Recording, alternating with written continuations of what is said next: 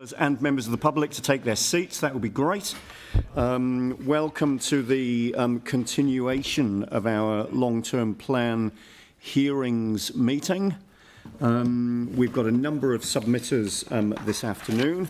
So what I'd like to do is to start with our first submitter, Paul Horgan from Te Hapua Ngāti Wheke.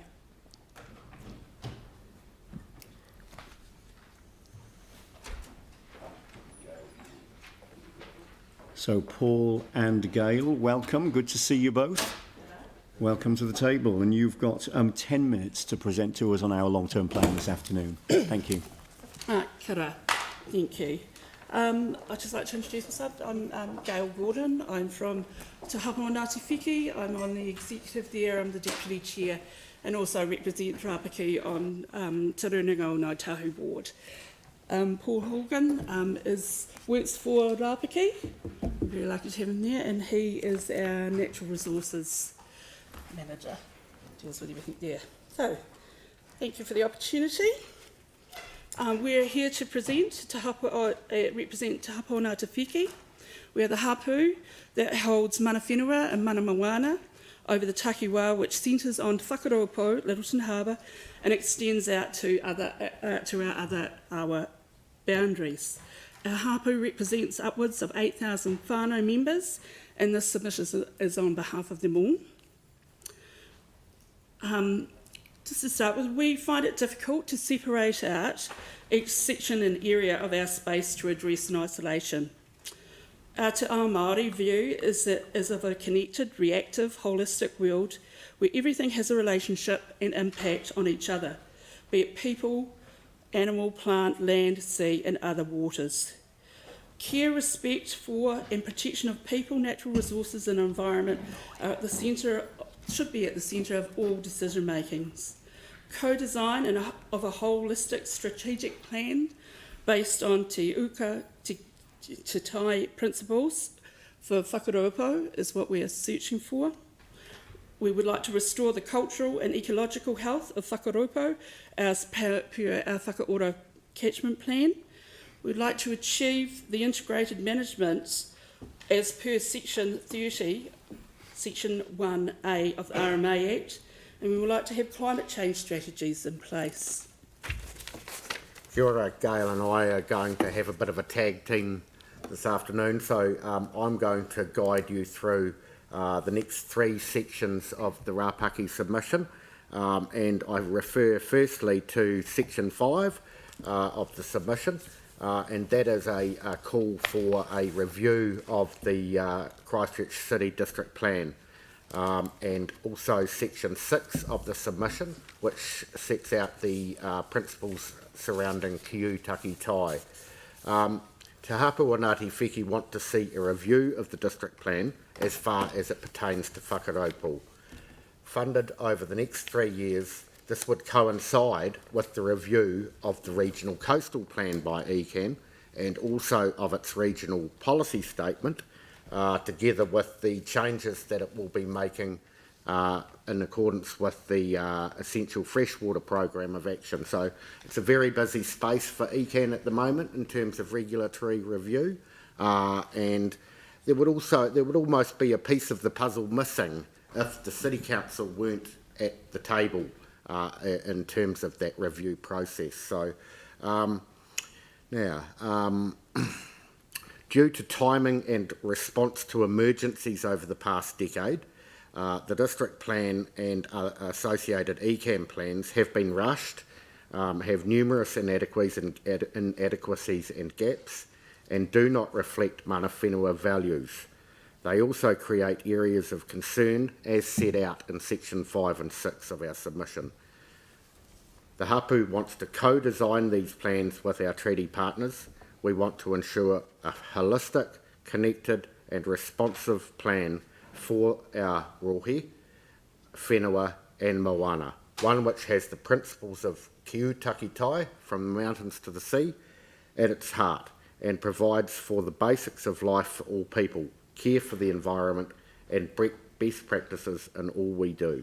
We want the City Council and Regional Council in conjunction with mana whenua, to work collaboratively together, to review each of their respective planning instruments, and to achieve an integrated and synchronised regulatory framework. Now, I'll just add quickly there, at present, we have a separate plan for land, a separate plan for fresh water, a separate plan for the coast. That doesn't work from a Te Ao Māori point of view. Everything is connected, and it's artificial to separate those aspects of the environment out into separate standalone planning documents. Now I'll turn, I know I've only got 10 minutes, so I'll turn to section 7 of the submission, which relates to the Whakaora Healthy Harbour Partnership. Te Hapu Ngāti Wheki requests that the City Council make an annual commitment of $100,000 plus one full-time equivalent person to this kaupapa. The successes related to this plan are major, from winning planning awards to bringing together numerous communities around Whakaropō in a mutually supportive environment and creating buy-in to environmental best practice with a varied range of individuals alongside cultural knowledge and practice. This momentum must be maintained, and Ngāti Wheki and other plan partners have made a commitment to this. The plan deserves more than just another community project approach from CCC, to continue its successes and to show what can be achieved with these shared aspirations and holistic approach. Now, it is only fair that, considering the annual financial commitment that the Regional Council makes to the Whakaora Partnership, that the City Council does the same. By doing this, the City Council will be able to fulfil its partnership responsibilities more effectually. Section 8, roadside cutting. We've heard a lot about this over the past year, and it is an area of significant concern for the Runanga. Te Hapu Ngāti Wheki requests that the City Council develop a bespoke Whakaropō roadside cutting strategy and action plan. While this may seem a small item of little interest, the impact of sedimentation runoff into Whakaropō is a major area of concern in terms of environmental impact on the harbour and mahinga-kai health. Trials have already been carried out, and knowledge gained from these programs will help development of best practice in a number of areas. For Ngāti Wheki, it has heard a lot of talk and seen a lot of gesturing as to how the issue of roadside cutting might best be addressed, and now the Runanga wants to see the City Council take ownership of the matter and work towards a solution-focused action plan to address the severe and persistent adverse effects of roadside cuttings in Whakaropō. Back to you, Gail. Kia ora, thank you. I'll take over now from section 19, which is regarding the Naval Point redevelopment. Taupo Ngāti Wheki is supportive and appreciative of the opportunity that we've had of being involved in this development. However, we do have a couple of concerns relating to the development. One being the lack of provision for a haul-out facility that meets current environmental standards to replace the current inadequate and non-environmentally friendly one that's currently there. The other point that we'd like to make is Taupo Ngāti Wheki does not support any one project being allocated such a significant percentage of the budget available for these types of things within Whakaropō. There's, I believe, looking at the budget, there's more than 90% allocated to the Naval Point development. We feel that especially something of this nature, which provides for more for the leisure pursuits of all of Cantabrians rather than the Banks Peninsula locals, that this redevelopment should be funded from general rates rather than any targeted rates paid by Whakaropō communities, particularly, as we say, when they take such a high proportion of them. The next on our agenda there was section 10, which is about horizontal and other infrastructure. Tapanaki Whiki requests funds be allocated to repair, review and upgrade Rapaki horizontal infrastructure to enable Ngāti Whiki to fully utilise the Papakainga plan changes, Plan Change 8, which are currently going through with the district plan. A large number of our whānau have been restricted from being able to live on our ancestral lands because of restricted rules. These will change once the rules become more flexible and the demand for infrastructure will definitely increase. Over the past 60 years, a number of communities have expanded and grown, and infrastructure has been installed to meet these needs on the peninsula. However, none of this has been within any of the Māori reserve areas within Banks Peninsula. Any infrastructure within Rapaki has been instigated, planned and paid for by the whānau of Rapaki over the last 60 years. Even now, our whānau within Pūrao and Kokorarata do not have access to a water supply or sewage. And that's even with Pūrao only being 2 minutes down the road, down the hill from Dyban Harbour that has those facilities. Now, Gail, I'm going to need to interrupt at this point. We are at the end of the 10 minutes. If you just had any short concluding remarks you wanted to make. If I could, yeah. So what we'd like to say is we want to work with our treaty partners to create better outcomes for all. We have an intergenerational commitment to the protection of the area. We're willing to have our takiwā used as a pilot scheme for a holistic approach to plans and actions. We understand the financial constraints, however it is time for all of Greater Christchurch to have a more aspirational, connected plan for our climate change effects for the future and for all of our people. Kia ora. Mo tātou a maka uri a muri ākinei for us and our children after us. Thank you. Kia ora. Thank you very much indeed. You haven't left us time for questions, but we do have your extensive written submission in front of us. Thank you for the written submission and for coming along and speaking this afternoon. Thank you. Thank you. We appreciate the opportunity. Thank you. All right, so I would now call Tracy Cholling. Tracy, thank you. Welcome to the table. And you've got 3 minutes to address us this afternoon. So if you'd like to just start in your own time, that's great. Thank you. Thank you. Kia ora. Thank you for the opportunity to speak to you. I'm a ratepayer. I live in Sydenham and I'm a user of the Wharanui pool, and that's why I've come to speak to you today, because I don't support the decommissioning of the pool.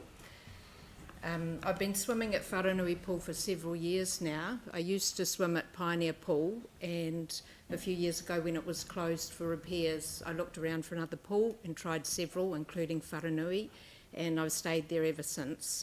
When Pioneer Pool reopened, I didn't want to return there. So the reasons I've stayed at Wharanui and why I'm making the submission in support of keeping the pool open is that it's, of course, a great place to swim. There's a real sense of community there, as much for the swimmers, the people like me, who come there regularly to swim. Often see the same people, and we talk in the changing rooms or around the pool, and there's also a sense of community for the Riccarton itself. And I don't live in Riccarton, but I think that's really important that the pool stays there as an asset for the community. And I see that the housing in Riccarton is becoming denser and denser, so of course the population there is increasing. So I think further down the track it will be even more important for the people living there to have the pool. So the pool is great also because it isn't too big and it doesn't have all the bells and whistles. That's what I appreciate about it. It's just a basic pool. You can access the pool easily from the changing sheds. And I just really want a pool like that where I can do my lengths. And at the pool there are swimmers of all different ages and levels, particularly a lot of older people I see using the pool, and a lot of older people going there for the aqua gym too. I think, and a lot of people who use it for exercise and rehabilitation after injury, and it's not easy to do that kind of exercise or swimming in the busier council pools. Also for the older people too, I think the busier council pools don't suit them. And I see all the activity there, all the schools that use the pool for lessons and also for their school sports. And I was a competitive swimmer when I was younger, so I appreciate the Wharanui Swimming Club having the pool as a base, and I think that's really important to keep that for them. So, and I also feel strongly about their joining gymnasium, because I see a lot of young people going in there regularly to play basketball, different ethnic groups, and I think that that's great for them socially to be able to mix, and also for their physical and mental health. Great. So that brings us very neatly to the end of the 3 minutes. Thank you very much indeed for coming along to talk to us about that this afternoon. You're one of a number of submitters that has raised exactly the point around the Wharanui pool. Thanks for adding to that voice this afternoon. Okay, thank you. Thank you. Thank you for the opportunity. Thank you. And next, have we got Lillian Glasson here? Lillian, please come and join us at the table. Thank you very much indeed for coming along, and welcome. And you also have 3 minutes to present to us this afternoon. Good afternoon. Other cities have thriving mobile libraries. Dunedin has 2 book buses. Auckland has 3, one emblazoned with an eye-catching illustration. Palmerston North has a steampunk designed bus. Tauranga also has one. Those councils understand the importance of preserving this vital service, and they actively promote it. Your proposal to scrap our well-used mobile library service is both short-sighted and discriminatory. It doesn't make sense, as the $90,000 yearly costings are a paltry sum compared with multi-million-dollar spending. Historically, the council has tried to close Bishopdale and Redwood libraries. Current proposals include permanently reducing hours and closing 2 service centres. This is penny pinching. And stop targeting libraries. They are key services and should be declared untouchable. Our mobile library stops at 19 diverse locations across the city, visiting rest homes, retirement villages, social housing, curbside and 2 schools. How many of you have taken time to visit the library van on its rounds, as I have? You would learn it is life-changing, even referred to as a lifeline. Everyone speaks of its benefits to their lives, and they appreciate the dedicated librarian on board. Sadly, this council doesn't get it. You suggest looking at other ways to deliver the service. The point is, it's all about the experience of going to the library that you fail to understand. Our young and old look forward to their weekly visit, a social occasion, a chance to meet other like-minded people in their community. Browsing for a book themselves is important and helps to keep them independent. Some are vulnerable, disadvantaged, or lack resources such as the internet. By closing the service, you would further deprive them and those with limited mobility. The All Right campaign promotes mental health and well-being. Closing any key service strikes at the heart of those communities where well-being ought to be supported, not dismissed for the sake of a fractional sum. A sobering thought is that once lost, it would be hard to reinstate. In closing, I propose you put the money back on budget and respectfully challenge you to replace our ageing van with a full-size bus to expand and enhance the service, just like those very cool book buses. That would be an asset to be proud of. Thank you. Thanks for coming along to speak with us this afternoon. Thanks for the submission and the illustrations. Very helpful. Thanks very much indeed. So next we have James Ensor, Eden Husband and Roger Allen from the Boat Safety Group. Welcome back. And as an organisation, you've got 5 minutes to present to us this afternoon.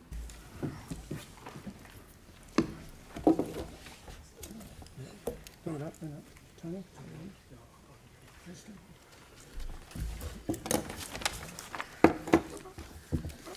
Good afternoon and thank you for the opportunity. I'm James Edsel, the Boat Safety Team Leader. The Boat Safety Group was formed and set up by Paula Smith and the Community Board to get safer and better outcomes for ratepayers and the public users at Naval Point. I was appointed Team Leader. We welcome the opportunity to present all of our City Councillors and ask them for your support for this much needed project. All councillors supported the March 2018 Christine Boat Safety Project and allocated $10.6 million for the breakwater and ramp. No other causes, but for those particular things, because they were the things that were identified by the Community Board and the community to make the biggest improvements. And this includes the consented Spur Breakwater built in 2000. You see from picture 1, it's got the OSOL plans, which are excellent safety improvements, and that was done 25 years ago in 1993.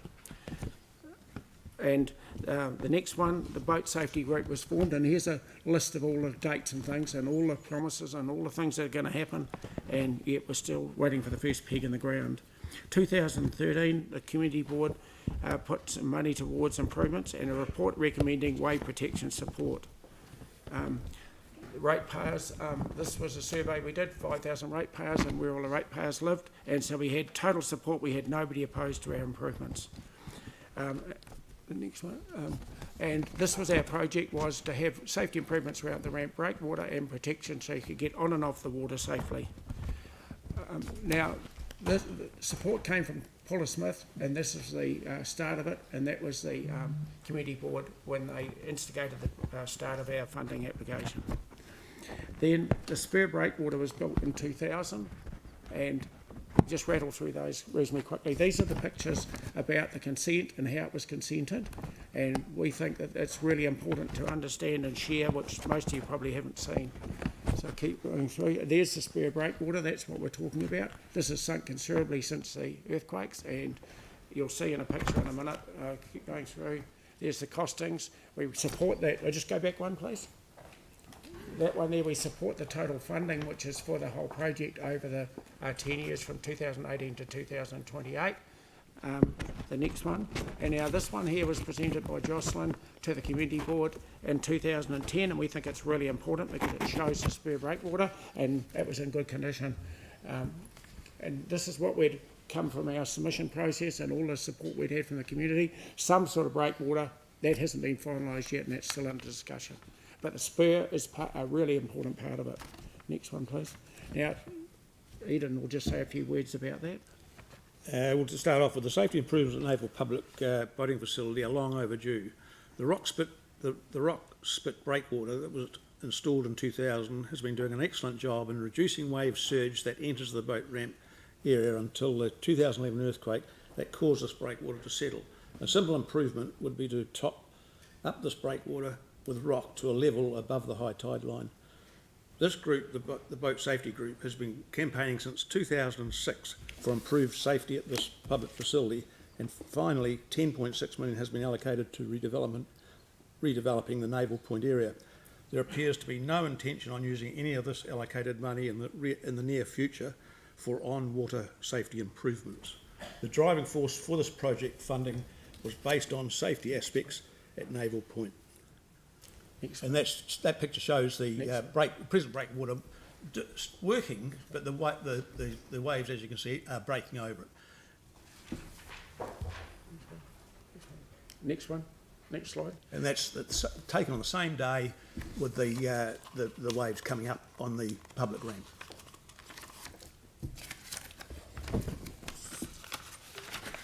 We think it's timely that we thank the councillors very much for the support for the safety Christine Bay project, the 10.6 million used, and a small portion of this be carried out for basic safety maintenance. Support for this would be allocated to staff so that they can instigate this project. That's the funding from that 10.6 from 18, and we would welcome a councillor, staff and boat safety workshop to move forward with this funding application. We've got Tony Whiteley here, who's lived in the area 70 years. He's been a mariner and ocean-going marine. He's also been Harbour Master and Deputy Harbour Master. He's just got a few words he's going to say to us. Yeah, I support this excellent project as it delivers good safety to all users and every day. So the breakwater itself is an essential part of this marina.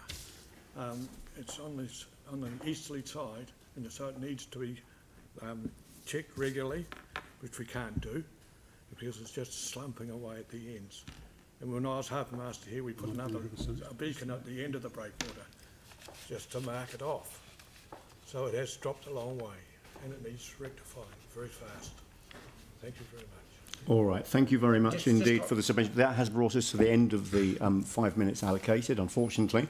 But thank you very much for coming along and speaking to us again this afternoon. I mean, this is one of a number of submissions you've written and presentations that you've made over the years, and the history has certainly been very helpful.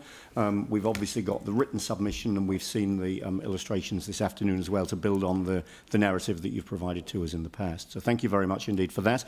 That doesn't allow time for questions, unfortunately. But yeah, thank you very much indeed for the time taken presenting this afternoon. Thank you. Thank you.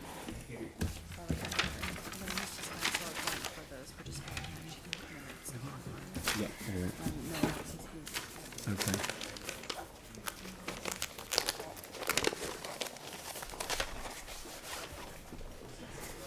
So Karina Brown, our next submitter, as I understand it, is here.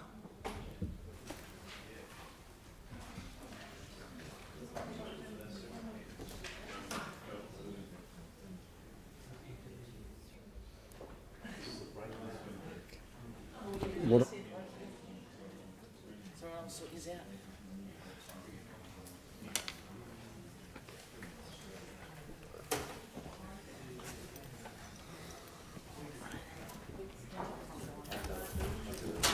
Karina, good afternoon. Thank you very much indeed for joining us. Maybe you'd like to start by introducing the other members of your team that are here, and you've got 5 minutes to present to us this afternoon, so thank you. Kia ora. So I'm Karina Brown from Living Wage. This is our new community organiser who's starting in a couple of weeks, Nathaniel, and Chasmere at the end there. I'm pretty much a fixture. So we're assuming that everyone's read the submission, so we're not going to go there, but what we are going to do is just read to you some stories from some cleaners and caretakers about, and security guards about what it means to actually be on the minimum wage and not having a living wage. So I'm going to commence. I work 50 hours a week on the minimum wage. Most of it goes to my rent, then you add food and electricity, and sometimes my pay can't meet the whole lot. Twice now my power has been disconnected because we didn't have enough money left for that, especially when everything goes up and up but our wages still too low. I've had a lifetime of struggling like this. I brought up 4 kids. I was the only one working as I had left my husband. All this time I'm working long, long hours, and it makes it hard for me mentally, physically, living week to week, just trying to spread out the little money you get for the basic needs: food, clothing and a roof over our heads. I'm the only one that works in my family. It's my responsibility to look after my family. And most of the time I feel that I have failed as a mother to provide for my children. It really breaks my heart not to meet these needs. It's getting worse. Between the contractors and the clients, the client gives the contract to the cheapest contractor. It is a race to the bottom. As a result, we end up with less hours and the same workload, making us stress all the time. Cleaner. This is another cleaner, and when we talk about doctors, you must also appreciate the logistics of the cost of getting to and from doctors for working families. The living wage is very important to me and my family because it would enable me to take my kids to see our family doctor when they are sick. At the moment, sometimes I can't, as I don't have enough money left after paying all the bills. So I have to wait until the next payday, which is fortnightly. It is very difficult when you are a mother of 6.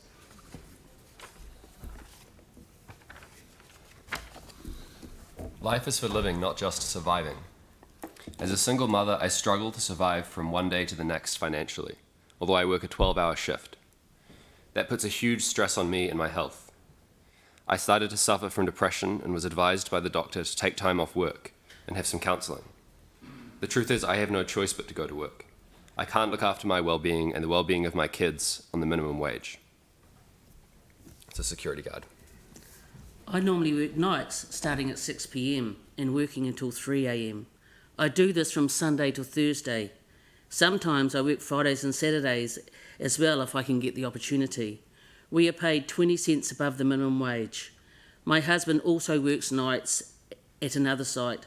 This means our 3 children, the oldest is 15, look after each other in the evenings after school. Luckily, they are responsible and our oldest is able to cook basic meals. Otherwise, we would be relying on takeaways, which are unhealthy and expensive. So they were just 4 stories from cleaners and security guards. So what we really stressed for you is the importance of a living wage for contracted workers and dependent workers within the City Council. And we'd also like to say that when your survey comes to you next month about which option would be best for your procurement policies, the living wage strongly encourages you to do option 2, which requires every contracted worker for the City Council to be paid at least the living wage. Thank you. This body is very capable of looking after the needs of some of the most vulnerable people in our society. We strongly commend that you make the right decisions here. Thank you. So questions, Jake, and then Sam if there's time, and then Yanni if there's time after that. Jake. Thanks for that. Hey, would you guys be able to briefly outline the importance of living wage accreditation, what that offers us, how much it costs, and what it means over the long term? Okay, so what accreditation is, it's cost depending on the size of the organisation. So I think for top of my head, City Council, I think it's 5,000 per annum. What it does is enables you to actually be classified as an accredited employer. So therefore you're actually advertised everywhere. We get support for being an accredited employer, both politically and philosophically. And it also helps encourage people to realise that you're actually a ethically acceptable company and that you're working alongside other ones. Like the banking industry is all fully accredited now, because they want to be able to say that they actually pay all their people accredited. And it enables the organisation to promote themselves as a living wage employer and actually be able to utilise what being a living wage employer means and the philosophy of actually looking after your most vulnerable and ensuring that people who actually spend all their money in the community actually have money to spend in their community and have money that they can live by. Thank you. That brings us to the end of the time, so there isn't time for more questions, but thank you for your presentation and for the written submission as well. Thanks very much indeed. No worries. Thank you. Thank you. There's no one here until Steve, which is around 2:20. So do you want to just break now? And then we should have all of these. The lady there is with this group. All right, okay. All right, so if we just take an adjournment then until So he's due at 2:20. All right, so now let's take a short adjournment. Our next presenter is at 2:20. So let's take an adjournment to 2:20. The reality this afternoon is that we've had a number of people that have cancelled. So I'm trying to manage the time as best I can. And obviously being fair and giving people the 3 minutes and 5 minutes, even though, you might think we've got more time so we could spend more time. What we don't want to do is to favour one group over another just around the amount of time that we might happen to have available. So we'll take an adjournment to 2:20 when we've got Steve Jones-Poole for the Shirley Village project. So I'll adjourn till 2:20. Thank you.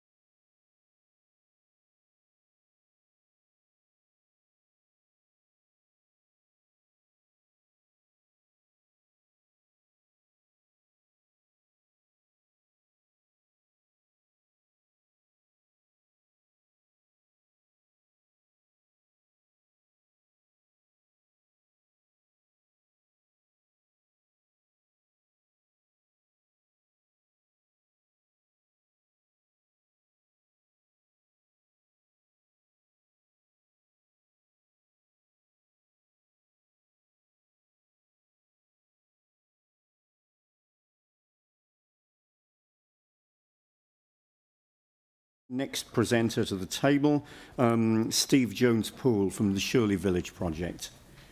Steve, thank you very much indeed for joining us. Thank you for waiting. And you've got 5 minutes to present to us this afternoon. Thank you. Thank you very much. Thank you, councillors. And thank you very much for your hard work on making all these difficult decisions. I don't think I'd like to be sitting there having to make the choice. So I'm Steve Jones-Poole from the Shirley Village Project, which is a community-led development project in Shirley. Just wanted to make a submission around the long-term plan, particularly focusing on the reduction of the Strengthened Communities grant budget. I'd just really like to encourage you to keep that budget as it is, or even encourage you to increase it more, just from the value that we get from our communities and what they contribute to making our neighbourhoods a better place, and overall, I think reducing the amount of cost to the council and society in general. I think that with the reduction in services, and that would happen if we reduce the budget, that the activities and support the community organisations provide will decrease, and through that we'll also lose social cohesion and the outcomes from that. I think the community organisations are providing really good value for money. They're very connected to the communities. They mobilise community volunteerism and ownership, and this means that they're best positioned to meet the needs of community in timely, appropriate responses. If we don't have those community organisations there to be those links and provide those sort of services, we're then relying more on organisations and agencies to try and meet that, and I do not think we will get the same level of response out of that without the community ownership. So I would encourage you, rather than looking at the Strengthened Community grants to organisations as a cost to council, it should be looked at as an investment that provides good cost to benefit ratios and will actually end up saving the council with expenditure. An example from Shirley is that with residents' ownership, it has now gone graffiti clean, and there is very, very little in the way of council input there now to remove graffiti, because there's been overall reduction in it reoccurring.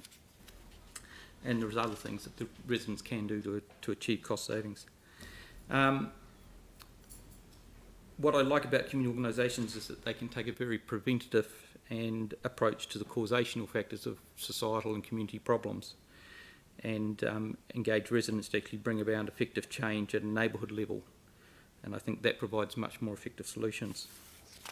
Look, that's probably about the extent of it. It's really just encouraging to keep that funding going as much as possible, and encourage the use of community development advisors and community groups to bring about change at a community level. Thank you. So that has left time for some questions. Pauline. Great. Hey, thanks, Steve, and thanks for the great work that you're doing in Shirley. Look, I've just got, I just wonder if you might want to sort of give us an example of this paragraph you've put in your submission here, where it says there are improvements that can be made to the way strengthening community grants are applied so that repetitive symptom-based reactive responses are reduced and support given for organisations to move to preventative causational focused interventions. So, like, that's quite a mouthful. Yes. So can you just give us an example of what type of thing that you do and to explain what that means? So what I mean by that is that far too much we're seeing from agencies, organisations and that they're constantly dealing with the same problems over and over for the same people or the same issues in the community. And that's because they're focused on the symptoms, the things that hit the newspaper, the things that we're always trying to solve. People not having firewood, so we give them firewood, but next year we give them another load of firewood and another load of firewood. Mm. Whereas if we can take a more causational approach to it and understand what is actually leading them to not have firewood in the first place, then we can reduce those ongoing costs. So, for example, in Shirley, we're in the process of setting up a firewood club where residents are enabled to actually get together and produce their own firewood for themselves. And then you get that sense of ownership. We use that to build community cohesion. We decrease dependency cycle, that sort of thing. So it's really looking at, rather than just doing the same thing over and over and being the ambulance at the bottom of the cliff, is how do we stop these problems in the first place? So yes, it's about how you deliver your projects by getting people together, and that's the main focus of it. Yep. and great. empowering residents to actually do it. Thank you. Great, thank you. Any further questions? All right, so thanks very much indeed for the submission and for coming along and speaking with us this afternoon. Thank you. Thank you very much for your time. Thank you. So next I'd invite Barbara Price to the table. Barbara, representing the St Christopher's Anglican Church. Thank you very much indeed for joining us this afternoon, and you've got also 5 minutes for your presentation. Well, I'd like to thank you for the opportunity to come and present. The area of the long-term plan I'd like to make a submission on is the remission of rates in relation to charities. And in particular the cash holding, which isn't considered unless it's for capital purposes. In our case, we've been granted a generous bequest from a parishioner, and we had taken the decision, our vestry has, to use that to expand the work that we're doing for the next 3 years in the community. We had to cut back on our work because funds weren't available, but we felt that with COVID and the flow-on effect, which is going to be around for quite some time, we needed to be very proactive in looking to support the community, support people's mental health and well-being. So in our case, the funds that we hold we wouldn't be given an exemption for that. So I just want to sort of make sure that councillors are actually aware of what the church does in the community in 2021. I think that sometimes people think that it's an outdated organisation that might have 20 people there on a Sunday and amongst these big buildings. But I'd just like to point out the number of community groups that are using our facilities 7 days a week and right through till 9 o'clock, every night. Now, in all of our facilities, if there is a rental on it, our rental is never higher than the City Council rental on your own facilities. We believe that we are there to support the community, so we don't look to make money out of them. Several groups are given free access to our facilities. One of those groups is actually the Canterbury District Health Board for their senior chef program. So the church, in fact, is donating the cost of the power and allowing them to use the facilities so that people, a lot of them who have been widowed, they're not eating very well, they're referred through to this program and taught how to look after themselves, how to cook nutritional meals, and thereby lower that health cost to society. We've just been approached by the Health Board to say, would we consider giving the facilities for a new initiative called Senior Living? And that decision has been made that yes, this supports the health and wellbeing of our community, so we will. We have several ethnic groups who wouldn't be able to afford to meet if they weren't coming to our facilities. The Eritrean community use it, where they have a huge emphasis. They've come from persecuted situation. They are working hard to have their youth study at university and progress their lives. So celebrating their achievements and their graduations is important, and so they get our discounted rates to use our facilities for that. The Korean, we have a Korean church every Sunday, the same thing, and we have the Kriela community, which also benefit from those discounted rates. As far as the community goes, we have put in many things like Little Dove movement music, Moving On, mainly music for preschoolers, holiday programs for children. We have 24/7 youth workers in both Merrin School and Westburn. And with the COVID situation being in Avonhead, we set up a food bank which was done on a relationship basis, so that people in our parishes from the 3 combined churches, if they knew of somebody who'd lost their job in Air New Zealand or whatever, they're not likely to rock up to the city mission and say, I need food. So we have started a relationship thing where if we hear of these people, then food is actually delivered. And the schools have asked us to help some of their families on that basis, which we have done. So I would just like to say that, yes, on the surface it might seem like it's saving money to do away with the rates remission, But in our case, if we don't have the remissioner rates, these are the many organisations and groups that we would have to look at the costs of. So we're providing facilities that if we folded, these community groups wouldn't have access to, and so the council would be needing to look at increasing facilities. You know, we're paying building warrant fitness, we're paying all the compliance costs for this, and our efforts to help have a society that's connected. We're particularly targeting people who could be lonely, left in their homes, isolated. We've done an initiative like Uni Chef for the university students after the young lad was found dead in his room, where we bring in 6 university students, teach them how to cook. They share a meal together over 6 weeks. That's 5 people they know in university. So my plea is that it might seem like a simple thing to put a line through rates remission, but please think of the flow-on effect, and please understand the work that churches are actually doing in the community in the social field. So thank you for listening. Thank you. And yours is one of a number of similar submissions that we've had on the same subject. So thank you for bringing that message to us this afternoon.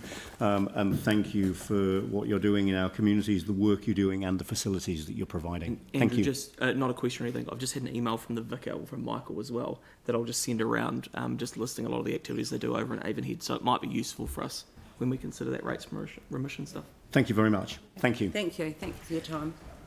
All right, so our next submitter is Brent Thomas, Williston Farms. Brent, welcome to the table. Thank you for joining us. And you also have 5 minutes for the presentation this afternoon. Thank you. G'day, thanks very much, guys. Appreciate your time. As I said, Brent Thomas, we've got a large-scale sheep and beef operation on Banks Branch at just under 5,500 hectares.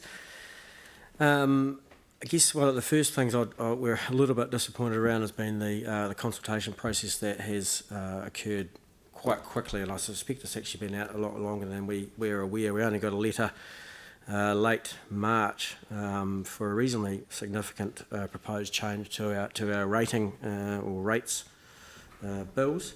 So it was a bit of a shock, and I guess it just a bit further illustrates to us the kind of a bit of the lack of understanding or compassion or thought that goes into consultating other members of the community that otherwise may not necessarily be terribly vocal.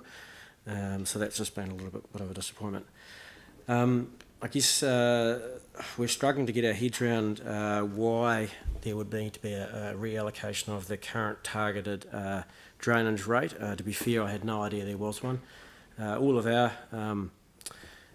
drainage or flood protection, we do a lot of work ourselves. We'd probably spend in excess of $20,000 or $30,000 a year maintaining our drains, ditches, flood protection over the road up Kaituna Prices Valley.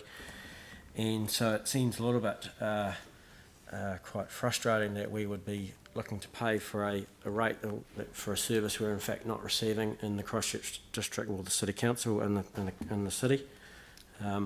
Feels a bit like double dipping in many ways. We're paying for it ourselves and getting asked to pay for it again.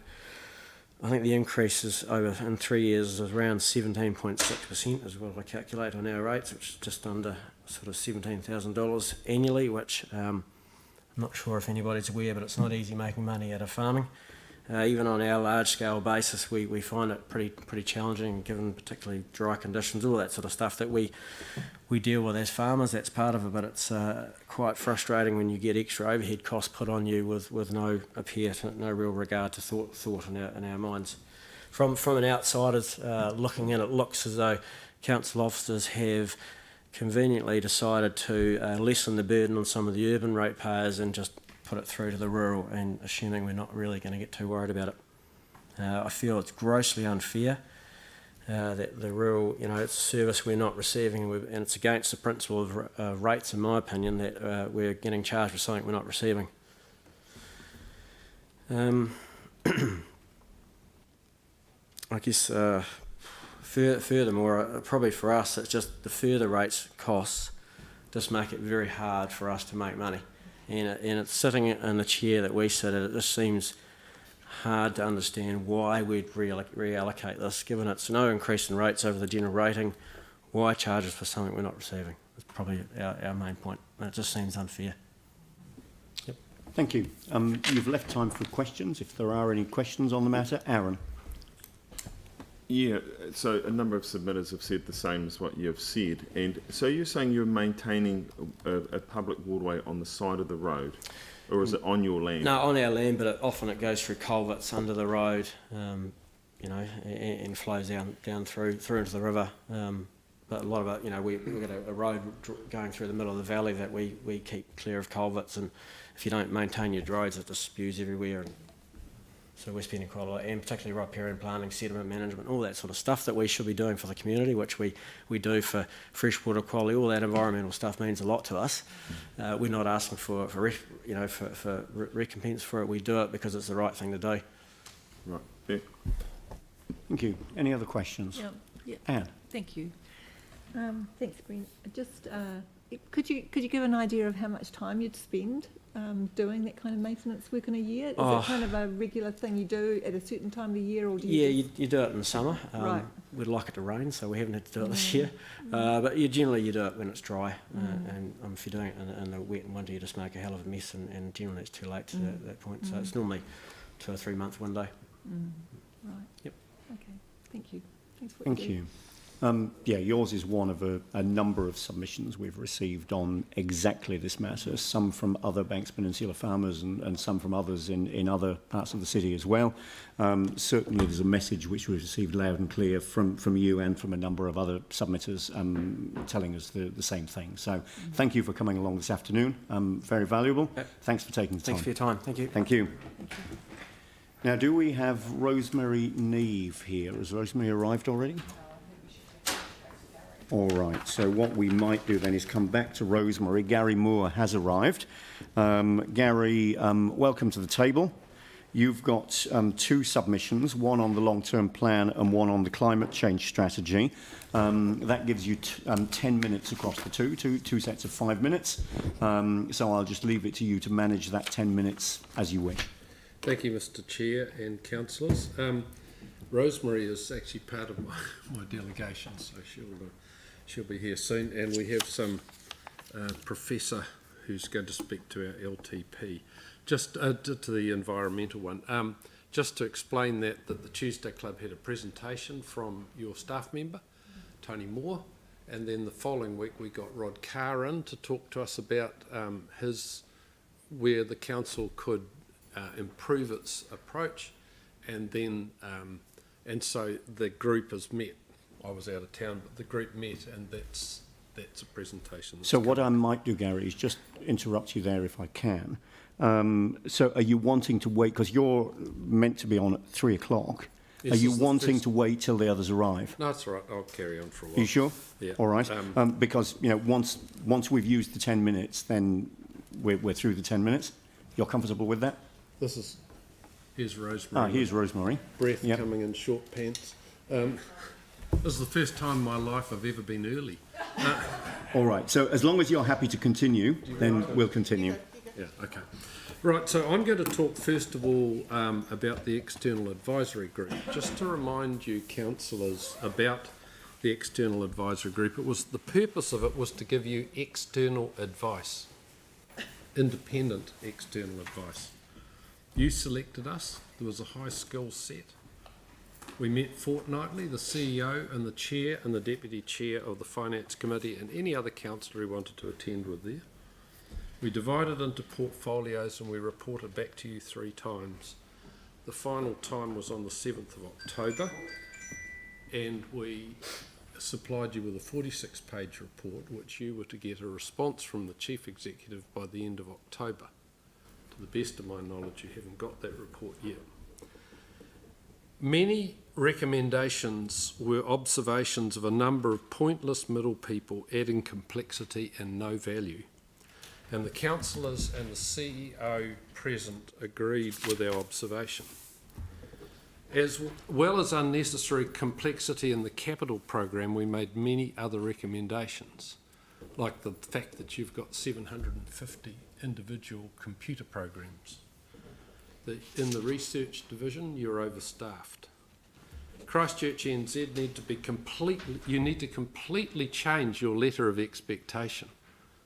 And currently it really does desperately need that. Tonight I'm going to resend our report because I'm sure you've been buried in papers ever since, and you'll really relish the thought of having a read of it tonight. Our group cost you $95,000. Have you considered our report during your deliberations? I'd request that you consider them all alongside the new organisational structure, because some of the recommendations have been superseded by your new structure, and but the recommendations are part of what makes up your new structure, and we recommend that you look at it again. There's millions of dollars of savings you could obtain out of this report, and my observation is that there's been a fair bit of tinkering around the edges with libraries and art and things like that, instead of looking at the hard things we had in our report. I would be concerned about, we've looked at the Tuesday Club at your capital budget. We do not believe that you can actually match the capital budget that you have in front of you. It was easy when you had great big budgets and you had a big thing like the town hall or Turanga, but now you've got hundreds of little individual capital programs that actually each of them takes a hell of a lot of work, and you're not going to be able to do it. And instead of penalising arts or the library, maybe you should have a hard look again at your capital budgets, because they won't add up if you apply the test that we put on it. Who are we going to get to do the presentation on that? I left the bloody thing at home. Look, I'll have to get you the individual submission on the global warming side. Yep, climate change. Yep, climate change. I didn't bring it with me. It was global warming. They changed the name. Oh, did they? Oh, right. Yeah, well, it did seem everyone else calls it global warming. So, okay. We are also concerned about your red zone governance. We believe that you haven't put enough money aside for it. It's time you got your backside in gear with the governance group for it. There is no excuse. We had 2 years ago, we had an excellent forum at the Geography Department. Professor of Geography organised that, and all the issues that you're now still rubbing your hands over were all discussed at that forum. And now you still have no new governance structure. And we believe you need to put funds aside for it, and you need to actually say by the end of the year the governance structure will be in place. We do not accept the fact that Ngāi Tahu, your deliberations over Ngāi Tahu, all you need to do is pick the phone up and talk to them. You need to pull them in the room. It is not complicated. And so we've had many sessions on the red zone governance and on the whole red zone proposals. And we feel very strongly about it, and we will continue to feel strongly about it until things happen. Thank you. All right, so Gary, nothing further? We'll move to questions in that case. Sarah. Thanks so much for that, Gary. I'm just wondering, the capital program, where you think that the individual projects, is it individual smaller projects or the bigger programs that you think need trimming back? There's so much on that, the assets that have been sweated for so many years, and most of it's in that space, rather than anything that people would normally call frivolous. What sorts of things? Well, we did make some quite strong recommendations. Bear in mind that Mark Christchurch, who was on our group, knew the capital budget inside out. He's the national program manager for Fulton Hogan. And he went, and all of our recommendations would apply. You should be looking at them and saying, let's have another look at our capital program, and just use that as a framework rather than me saying you should do this or you shouldn't do But it was based on achievability rather than affordability. You're saying you don't think we can actually manage to actually deliver that many projects? No, you won't. And there's a whole section there that we don't think you even need to have within the capital program. Yeah, which is? You read the report. Yeah. There's a test, Sarah. Tonight. Yeah, I can see the words in my head, but yeah, the letters in my head. All right, thank you. Pauline. Yeah, thank you. And we have got that report on the hub, Yeah, it's on pretty the sure here. Thanks, Gary. Just looking at your comments about red zone governance funding, do you have a figure in mind of what we need? I mean, we can't second guess it. I mean, you've got the But, whole but you budget. know that it's not enough somehow. Well, you need to put quite a lot of money aside to actually get the thing going. Yeah. And you need to, there will be people lining up to be on the governance group, but you need to give them something to work with. And you've got to decide what your priorities are. This is our top priority, this is our bottom priority. And each of those priorities will have a cost. Okay. Because you realise that that's the timeline that we have got to have it in place. Well, Leanne wants to have it in place by the end of this year, following a symposium. I mean, what the hell do you need another symposium for? Hang We on, had one I'm 2 asking the years ago. questions. I'm All right. answering it with another one. Sam. Yeah, thanks, Gary. Christchurch NZ, do you want to just elaborate? I mean, I know we went through it quite extensively at EAG, but it might be useful while there's a live stream and sort of in the public domain to just touch on that a wee bit more. Where did I put it? Yes, we said, let me find that. Right. We said that we thought you should refocus Christchurch NZ in consultation with CCHL.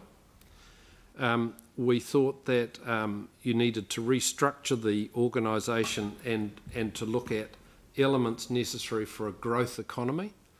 We were quite critical of the fact that there's an awful lot of what I would call fluff and PR and spin, and that events are not necessarily as important as actually working closely alongside the private sector that's actually going to grow the economy and the jobs. And Christchurch NZ needs to be match fit, but it'll only be match fit if you guys set the criteria. Now, we gave you quite, and I'm trying to find it, but I didn't print that page off. I was trying to save ink. As an accountant, you'll understand that. And just the last one on that, not necessarily about Christchurch NZ, and it probably is, I guess, in reference again to the EAG. What was your view on, I guess, duplication between agencies or within the organisation? Well, I always believed at the council that we should be reviewing agencies often, and we felt that the 5-year rollover of every part of the council was actually part of the law, and you should be doing that. And you also apply that to the agencies which are council controlled. So, but honestly, Christchurch NZ requires serious look. All right, so Gary, that brings us to the end of the 10 minutes set aside across the two submissions. We'll welcome the material that you said you'd sent through by email, and that's great. Thank you very much indeed. Thank you. So now let's jump back to Rosemary. Rosemary, good afternoon. Good to have you with us. Thank you for joining us. We were a little bit ahead, so we put Gary ahead of you. But good to have you with us now. Now, you've got two submissions this afternoon, one on the LTP and one on climate change. That gives you 6 minutes in total, and how you manage that 6 minutes is entirely a matter for you. Thank you. Kia ora koutou. Thanks for hearing from the community. My name is Rosemary. I live in Redcliffs. I've been here about 5 years. I spend a lot of my voluntary time on supporting community groups, particularly in the area of sustainability and climate change. And so that's one of the things I'm passionate about. So first on the long-term plan. Have we got the plan right? I'm disappointed at the quality of savings in the operational costs, especially like many others, the 5% cut across community grants. And one of the other major thing that I'm concerned about is that our systems are so cumbersome, including this kind of process, that our ability to respond to rapidly changing circumstances that are going to be coming at us in terms of climate change is, I just think we need to look at that kind of area on a high level. How do we keep in touch with the community, but remain flexible. One of the things about budgeting is the cutting things like parks budget and some community grants. I'm involved, and I mentioned that further down, in a group of people, probably about 20 people who have just started looking to actively engage with Barnet Park, regeneration, weed control. You might have heard from other people about that. And here's a group of 20 people ready to put heaps of voluntary time in, but we need a little bit of staff time too to do plans and to assist in that. And I think cutting can be short-sighted. With regard to libraries and services, I'd just like to see the cost-benefit analysis.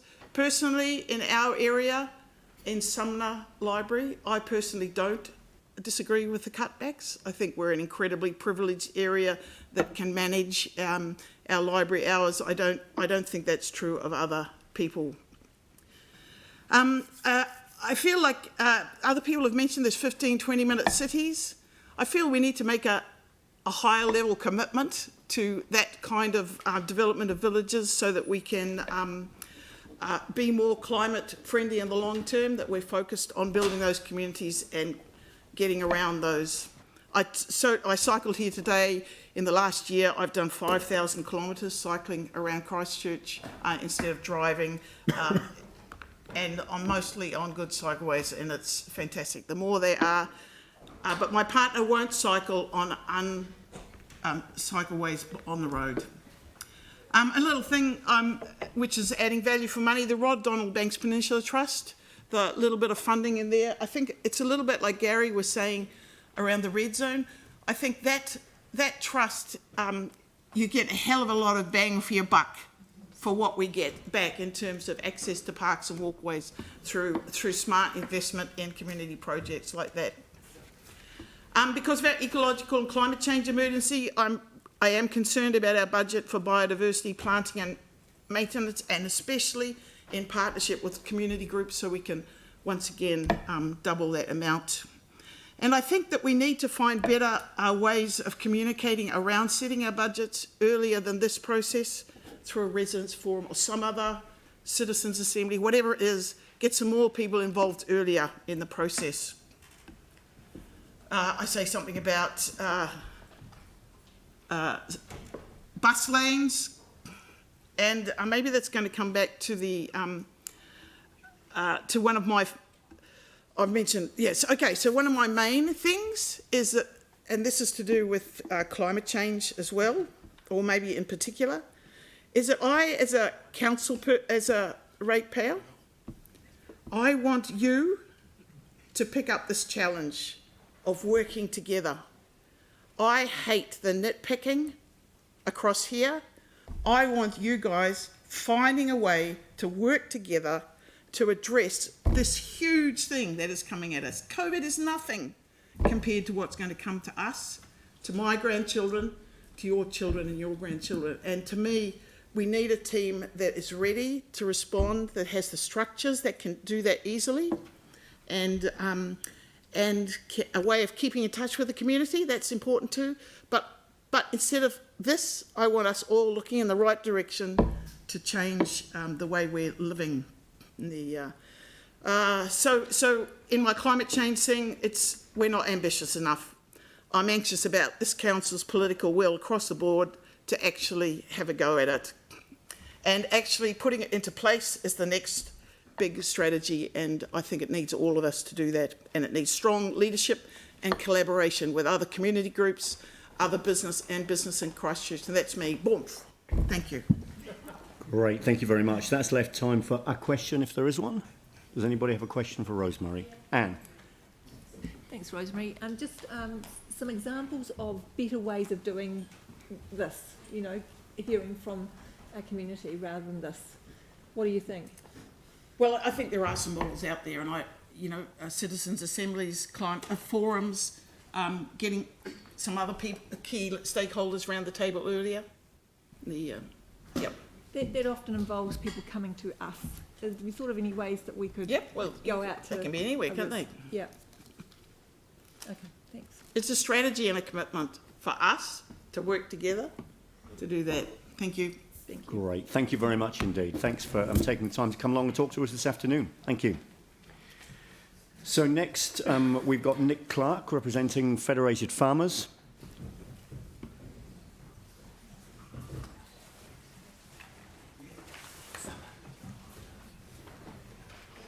And Hamish Crawl, welcome back. And a number of other people. All right, so Nick, you've got 5 minutes for this submission. Thank you, Andrew. I'd like to give Hamish the floor, being our locally based, one of our locally based Banks Peninsula farmers, and he can certainly speak most compellingly on the submission and his own personal experience as to how this could affect his business and his community. Thank you. My name is Hamish Craw and I'm here today with Nick Clark, Federated Farmers Policy Manager and fellow Banks Peninsula farmers submitting on the Christchurch climate change strategy.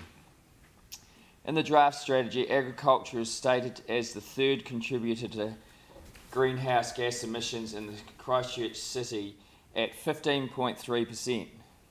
The report states that 45% of total agriculture emissions come from 51,000 dairy cattle. This raised alarm bells as being grossly overstated. Statistics New Zealand identifies 76 dairy farms in Christchurch City, of which 12 are on Banks Peninsula. The majority of the remaining 66 farms are located in Russley, Hornby, Riccarton and Central City. I'm pretty sure I didn't see any cows in Hagley Park when I drove past. This highly inflated number of dairy cows being reported is dramatically overstating agriculture's contribution to greenhouse gas emissions by close to 50% within the Christchurch City Council. The Council has set very ambitious emissions targets. These targets are significantly more than those in the Zero Carbon Act passed in 2019. We are deeply concerned about what these targets would mean for the economy and rural communities. We strongly believe the Council's targets should be consistent with those in the national legislation. We welcome the Council taking a split gas approach. Methane, which makes up the majority of agriculture's emissions, short-lived but very potent gas. But if methane is reduced by a large amount, it has the same effect as cooling. The Parliamentary Commissioner for the Environment in the report last year suggested a reduction of between 10 to 22% by 2050 would mean that methane would not be contributing additional warming. The proposed 25% reduction by 2030 and 50% reduction by 2045 is therefore asking methane to cool the planet. We want to ensure the Council is aware of He Waka Eka Noa Primary Sector Climate Action Partnership. In October 2019, the Government agreed to work with the farmers and growers to reduce emissions. This work involves designing farm carbon measurement tools, practical and cost-effective systems in reducing emissions at farm level and farm level pricing mechanisms. We would not like to see duplication of this work already being done by the Council, and the Council should align any on-farm targets to those developed and implemented by the primary industry at national level. We have real concern over land use change to achieve offsetting. Policies which drive reductions to the size which the Christchurch City Council is proposing will inevitably result in reduced agricultural production, and there is a real concern within the Banks Peninsula community that low intensity efficient sheep and beef farming will be replaced by blanket conversions to exotic plantation forestry to meet offsetting targets. New Zealand of the Year, Dane Ann Salmond wrote, "The ETS will make it more profitable to plant pine trees than grow food or native forests in many parts of New Zealand. In pine If pine forests are planted and left as carbon sinks, there will be no work for anyone, schools close and communities die. Without food, there is no life. The trick is to produce it in ways that also yield rich soils, thriving forests, healthy waterways and flourishing communities. The farmers are right. At present, the incentives in the ETS are perverse and they are taking us in the wrong direction. It needs to be fixed before it's too late. In the draft strategy under Program 10, the Council pledges in its own words, we will support sustainable food production to improve people's health and well-being while restoring the natural environment. Councillors, you have this right on your doorstep on Banks Peninsula. The majority of agriculture in the Christchurch City Council is sheep and beef on Banks Peninsula. These farms produce some of New Zealand's highest quality grass-fed red meat and wool under world-leading quality assurance programs. Auckland University of Technology report estimates that woody vegetation on New Zealand sheep and beef farms is offsetting 90% of their emissions. Greenhouse gas emissions from sheep and beef farms have decreased by 30% in absolute terms since 1990. An ECAN document published in 2010 states approximately 15% of Banks Peninsula is now covered in regenerating forest, up from 2% post-deforestation by Maori and early settlers. My final comment relates to Goal 4. We are guardians of a natural environment. When I look around my community, I see inspirational examples of fellow farmers who are living and breathing this goal on a daily basis. We believe that a significant culture change is necessary to improve engagement with rural communities. As I've highlighted earlier today and in our long-term plan submission, there is serious misinformation being used and inappropriate policy setting for a lack of engagement. So I'm going to need to draw this to a close. Unfortunately, we're beyond the 5 minutes. Due to a lack of engagement up front with rural communities. Today's 5-minute allocation to speak is an insult to the knowledge that sits within our rural communities to help address these long-term challenges. Thank you. And thank you for bringing that message to us today. It's appreciated. Thank you very much. Thank you.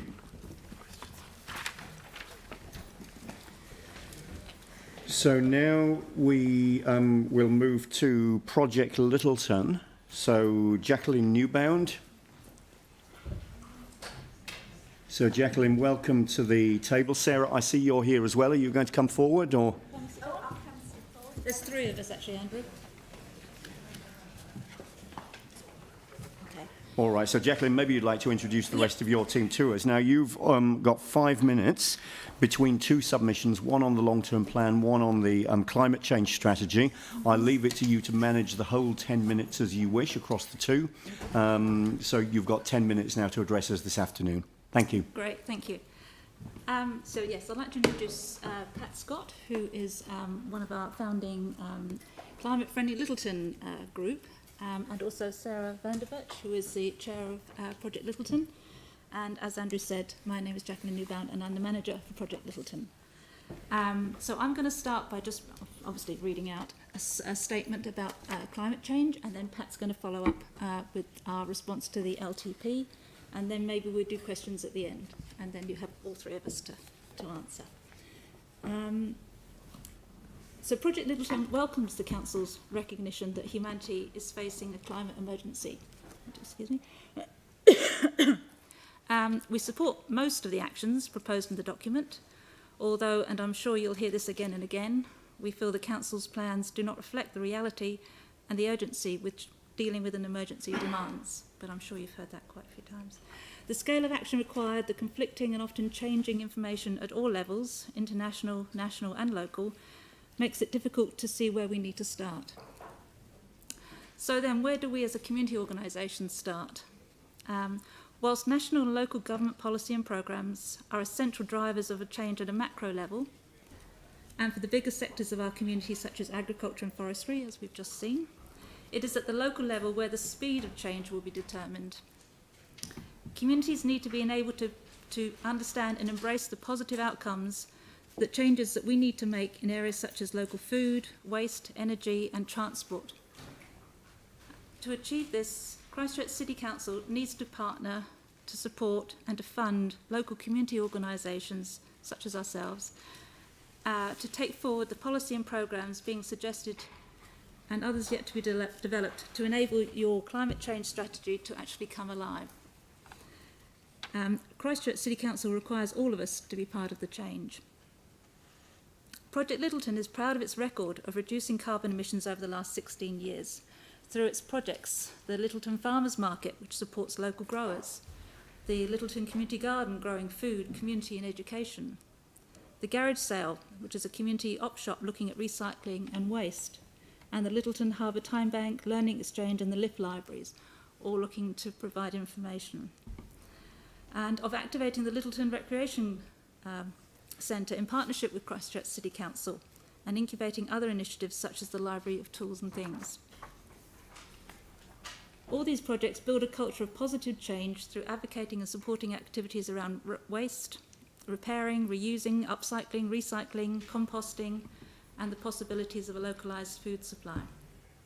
So we now invite Christchurch City Council to again partner with Project Littleton as we take forward plans to bring carbon and carbon footprinting into each of these projects, as we look to localise in-place planning at how communities can deal with their waste, promote active and localised transport, support the schools and early childcare centres to engage with growing, cooking, locally produced food to meet the needs of the communities going forward. What could a partnership between CCC, your local governance teams and the programmes you've got and programmes you've yet to develop, and a local community-based organisations such as ourselves do at a local level to bring positive incremental opportunities to a community, supported through information programmes and on-the-ground experience and learnings. So where does Project Littleton start? We start with ourselves. Project Littleton looks to bring all its projects together alongside other ideas around waste, transport, carbon and growing under the umbrella of climate-friendly Littleton, to embark on a journey of seeing where we can make a difference, where we can support others to make the changes we are making, and to be able to promote a positive, resilient, carbon-friendly future. So the question I'll leave you with today is, would Christchurch City Council like to join us on this journey? Over to you, Pat. Thank you very much, Jack. Kia ora koutou. What I'm going to say on behalf of Project Littleton is more of an overview rather than specific, although there are specifics in it, of how the long-term plan fits with both individual households and also what's happening at the government level. And it is the climate change that's obviously the big issue that's facing us. In 2018, the world's leading climate scientists warned there are only 12 years left for global warming to be kept at a maximum of 1.5 degrees Celsius. 3 years have already passed. 2030 is only 9 years from now, and that is within the time frame of this long-term plan. From global to national to local level, we are embarking together on a massive transformation of our economy, what you, the Council, called the biggest challenge of our time. As Naomi Klein said, this changes everything. Except when we read the LTP, we find it doesn't quite seem to.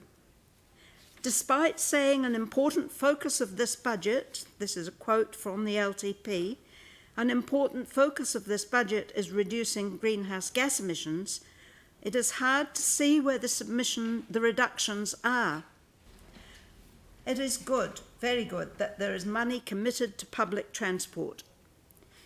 and also a promise to electrify the council fleet, although not until the end by 2030. There's some external funding for cycleways, water and the environment, and a vague plan, which I'm quoting, to investigate options to reduce and monitor emissions at the wastewater treatment services, and another quote, to change the design of infrastructure at the water supply network. So those are very, very general. There's no figures there at all. And that's really the main part of the emphasis on greenhouse gas emissions. We could ask how much carbon will be emitted building the new multi-use arena. Maybe you know. I don't. Does the council intend to adopt a climate-friendly building code? Will the money spent on roads encourage park and ride? And why on earth establish a new airport at Terrace? We do applaud the commitment to implement the climate change strategy, but even that is dependent on the council adopting the Sustainability and Community Resilient Committee's document, so we urge you to do that as a council. Sometimes it seems that the plan yearns to get back to business as usual. Here's a quote. Economic recovery is part of our COVID-19 response. Locking in the funding for this work means we can give confidence to the construction sector, among others, and in turn stimulate economic activity. Very much the old language of economic growth. But then the plan appears to recall the reality of what we face. And we have another quote. To reach our emissions reduction targets, we will need to change the way we travel, increase the use of renewable energy, improve the energy efficiency of our buildings, reduce waste, and support regenerative agriculture. Certainly these are all things that have to be done, but the two threads going through seem to be a little difficult to reconcile. We do appreciate that this is the first time that Christchurch City Council has included climate change in an LTP, and that is a huge challenge from what you've done before, and we congratulate you for facing it head on. Perhaps we have to look on this plan as a broad brush sketch, a prelude to a detailed and measured strategy, mapping where we can reduce emissions year by year. Will we have to wait 3 years before we get that? It's a lot of work. As it is now, this document leaves citizens struggling to believe that the council that the council indeed has a plan to deliver a transformative pathway to net carbon zero by 2040. At least the climate change strategy is solutions-based, with ambitious goals and community-facing programs. But it still lacks timeframes and financial and carbon budgets. Perhaps being the Council's first attempt to address climate change in an LTP, it would be surprising if it had produced a comprehensive and detailed plan. The Climate Change Commission has not yet reported its back to the government, and the government has been a bit slow off the mark. Professor Bronwyn Hayward's offer of help from those who've been working on these things in this field for a number of years will be a tremendous help to the Council. And yet we know time is not on our side. Many households have made significant changes in their lifestyle: electric cars, solar hot water and electricity, LED bulbs, cycling, eating less meat, buying local. All these things do have a significant impact on emissions. Business too is making substantial change, and now the government has introduced new regulations to make climate change reporting mandatory for big business. Councils are good at financial budgeting, but now you and all of us have to learn the new skill of carbon budgeting, and that will change everything. We are at the end of the 10 Okay. minutes, so we're going to need to draw this to a close. Well, I just have one sentence. While the UN and central government create the framework, local government is where it all happens. Infrastructure, waste reduction, soil and coastal erosion, urban planning, public transport, procurement policy, a local food system, and last but definitely not least, partnering local communities to become resilient local economies while restoring our natural ecosystems. We face a big challenge. Thank you. Thank you. So an invitation and some challenges. Thank you very much indeed for that, and thank you for joining us this afternoon. Thank you. Carrot before the stick. Great, thank you. All right. Now, Sam Hampton. Sam's not here yet, but we do. Do we have anybody else here, or? No, so the next one that we know of can be here at 3:30. All right. So we're now at 15:15. So why don't we take a 15-minute adjournment until 3:30 and resume at that time? Can you stay here? No, okay. I don't know if you're talking. Okay. Before we go off, I just want to make a point, and I didn't get a chance to talk to one of the submitters who talked about Māori felling the trees on the peninsula. You know, I'm not happy to let that go, because if any use of trees on the peninsula, or what we call Te Pātaka or Rākaihotu, if there was any use of trees before the settlers, it wasn't to clear fell like when the settlers got here, to clear fell the land and create the farms that we're talking about. And all that clear felling, a lot of that happened before the land was even purchased. So I struggled to hear that and didn't get a chance to say anything at the time. Yep. All right. So thank you for that. So if we take 15 minutes, that would bring us back then now at 25 to 4, so 15:35, and by then we'll have our next submitter here and others to flow on from there. So we'll adjourn until 3:30. All right, so let's adjourn to 3:30 then in that case, 3:30. Thank you.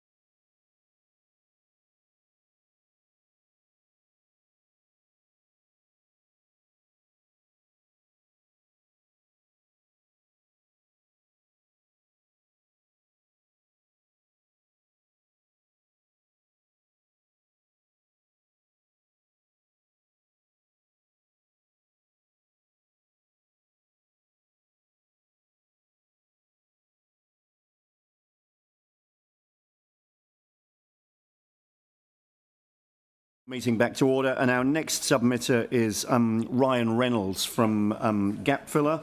Ryan, thanks for coming along a little bit earlier than your allotted time. We're running a little bit ahead unusually this afternoon, Good. So good to have you with us, and you've got 5 minutes to present your submission to us. Thank you. Cool.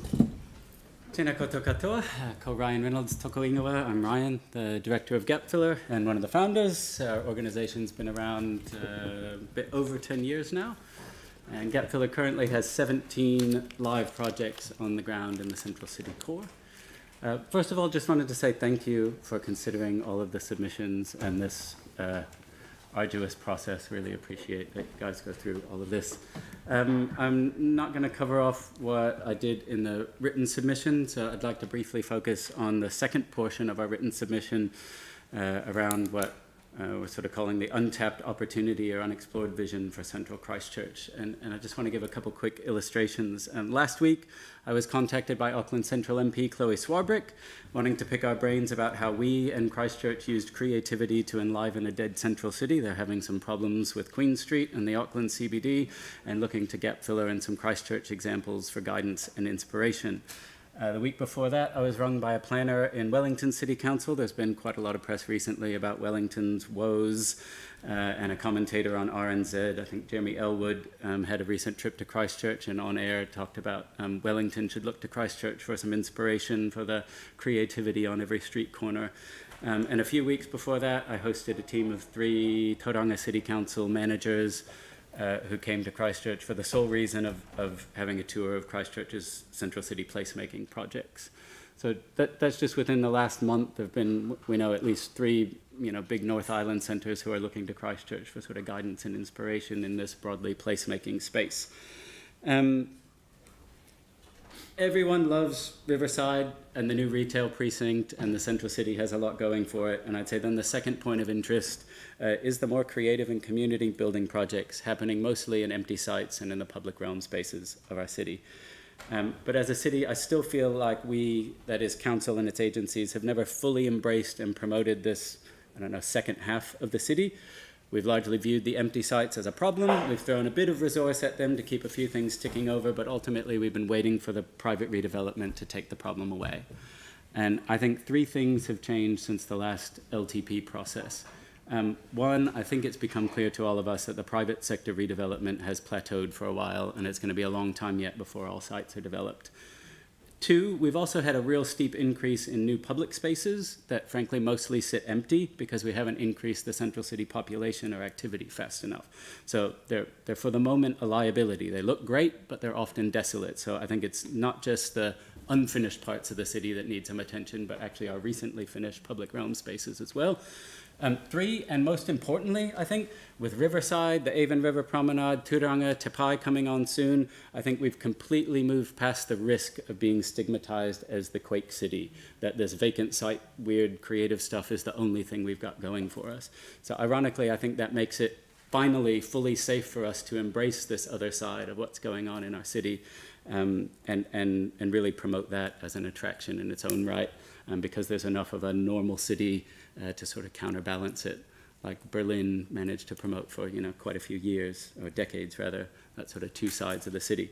So I don't know that placemaking is the right term, but if we got a cross-agency group really backing this notion of Christchurch as the capital of creative urban play or something along those lines, happening in both the finished and unfinished parts of the city, I think we could really start promoting Christchurch as a completely unique destination and place to live with, on the one hand, the new high-end amenities and also the weird sort of creative culture that's totally authentic to this place. Not viewing them as 2 opposed halves, but bringing them together into a whole. A couple real quick notes. About value for money, the placemaking grant that we received this year requires us to deliver 3 new significant installations or events in the city, as well as keep at least 2 ongoing installations, monitor and report on the number of residents we reach and some qualitative measures. Host interns, have at least 300 volunteer hours, at least 50 hours of involvement in research projects, tours, city promotions, and bring at least 50% of the grant value in in-kind support as well. So it's quite different to a normal kind of strengthening communities grant or something like that. We'd like to explicitly request confirmation of multi-year funding The current funding model means we simply can't make long-term plans and continue to pursue meaningful partnerships with Christchurch NZ, CCBA, the Office of Ethnic Communities, and others who are reaching out. And within the parameters of the draft LTP, talking about placemaking grants and requesting funding is about all we can do. But what we'd really like is resource and mandate to help lead the development of an action plan with Council, Christchurch NZ, and others to bring this sort of creative urban play narrative, or whatever we want to call it, this city-making laboratory, into being. Thank you. Great, and that's very neatly filled the allotted time, so you haven't left us time for questions, but thank you very much indeed for the presentation and for the written submission. Thank you. Cheers. Yeah. All right, so next I would call Brian Story to the table. Now, Brian, we've got Sam Hampton on the list, but you're obviously representing the Banks Peninsula Geopark project. Good to have you with us, and you've got 5 minutes to present this afternoon. Yeah, thank you, Andrew. Yes, I'm standing in for Sam, but I'm the chair of the Banks Peninsula Trust Board. And for those that don't know me, I'm a geologist, and despite the name Geopark, it's not all about geology. It's about a number of disciplines. And I'm also a retired professor from the University of Canterbury, so I've spent my life involved in environmental and educational issues, and hence I'm totally passionate about the Banks Peninsula Geopark. So putting it simply, the Geopark is an outdoor platform for education and knowledge. And what we plan to do is tell the stories of this unique and amazing landscape that's sitting right on our doorstep for the people of Christchurch and New Zealand. And we want to tell the stories from its inception, as you know, as a series of large volcanoes, to the development of the unique biodiversity, and then the impacts that humans have had during a couple of 100 years of settlement on the peninsula. Through selective information panels on these outdoor trails that we'll be developing, we will address key environmental issues, which, as you know from a recent survey, is top of the list for the people of Christchurch are really interested in have environmental concerns. A network of trails will undoubtedly attract visitors to Christchurch and to Banks Peninsula. It's referred in the EDS report, which is the Environmental Defence Society recent report, as slow or nature tourism. So we expect these people not just to visit for a few hours, but to actually spend time and spend money on the peninsula at the same time. So, as well as benefiting the health and well-being of the people in Christchurch, we hope to create environmental ambassadors for the peninsula into the future. So yes, we're asking for some annual funding of 100k to support a full-time manager to develop and deliver our full programme of activities. We believe this will ultimately lead to recognition from UNESCO of a formal geopark on Banks Peninsula, and ultimately attracting not just local but international visitors to the peninsula. To date, we've relied on small grants. Progress has been slow, although we now have a much more active board, fully engaged in developing the geopark. But we hope with some funding that we would speed up the process and make better progress.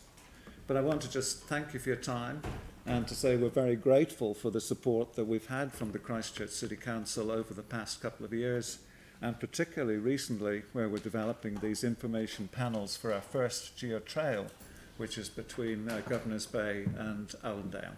Thank you. Great, thank you very much. And you've left some time for questions. Are there any questions for Brian? Sarah. Thanks so much. And we've seen a couple of presentations on this now. Yeah. We've also had quite a few other groups on Banks Peninsula approach us for funding for similar but not quite the same projects, and more on the trails and planting, those kind of things. Yeah. What overlap do you see with those groups? Yeah, there certainly is overlap. I'm also a trustee on the Banks Peninsula, on the Rod Donald Banks Peninsula Trust, and that's more about developed recreational trails. But what we're adding, the value we're adding, is the knowledge and education and information through information panels, plus a whole series, plus field trips and lectures and general education programs in this platform. So there is overlap. And as you know, one of the pillars for the Rod Donald Trust is knowledge. So in a way, we're equipped to provide that knowledge pillar that relates to, that's part of the mandate for the Rod Donald Trust. Yeah, it's just, yeah, do you see that the Rod Donald Trust, I mean, you can't speak on their behalf clearly with this one, but the ability for them to do the panels and those kind of things, the key thing is the recognition as a geopark and that particular information. Is that right? So our key thing is providing the information for the panels. Yeah. So the Rod Donald has never set themselves up to provide these information panels. So that's the added value that we're adding to specific trails. Yeah. Yeah. And have you talked to Christchurch NZ about that? Yes, and we the have, destination yes. management type stuff? And we've got support from Christchurch NZ as well. Yeah. Thanks. Yeah. All right, I'll take one more question if there is one. No further questions? All right, Brian, thanks very much indeed for the submission and for joining us this afternoon. Good to see you. Thank you. Thank you very much. All right, so next we've got Warren Gorman. So Warren, you also have 5 minutes to present to us this afternoon. Thank you very much indeed for taking the time to join us. Oh, thank you for letting me be here. This is my colleague Dave Donaldson. I'm the pastor, or one of the pastors at the Evangelistic Church. David is the head of our trustees. I just want to speak to the changes that you are proposing to take away the rates remission policy, or the rates remission for not-for-profit organisations, of which, of course, we fall into that category. We are a church that started, we are one church, we started as a Central City church. You may know us, we're opposite Rebel Sports. We've got a big tower on the top that says Jesus on top. There's a few head nods around there, so that's us. We now have 3 churches across the city and multiple ministries. And we firstly want to express our gratitude as an organisation for getting the rates remission so far. It has definitely helped us over many, many years. So just to say we are very grateful for that. However, what we want to present today is that the impact of this policy change means that it would mean we would significantly have to cut programs that are of community benefit around the city. Our church, like other churches, has a core function to provide church services as well as children and youth programs, pastoral care to our congregations. But in addition to this, we provide many community services as well. Our church supports 0800 Hungry, for example, to the tune of $12,000 a year. We run youth and children's programs in Aranui and multiple community-based youth programs around the city to around about $20,000 or $30,000 a year as well. We also run a number of community events such as weekly preschool music programs, seniors music morning teas for those in the community, community fun days and other events like that that are open to not just church people but the community as well. Essentially, we use all of our income that we get, both from donations from within our church as well as historic investments that we gain some income off, to benefit people in our church as well as fund these community ministries that we have. Having to fund rates on our church site won't affect the kind of core functions of what we do. We obviously have to employ staff to run services, to do pastoral care, that sort of thing.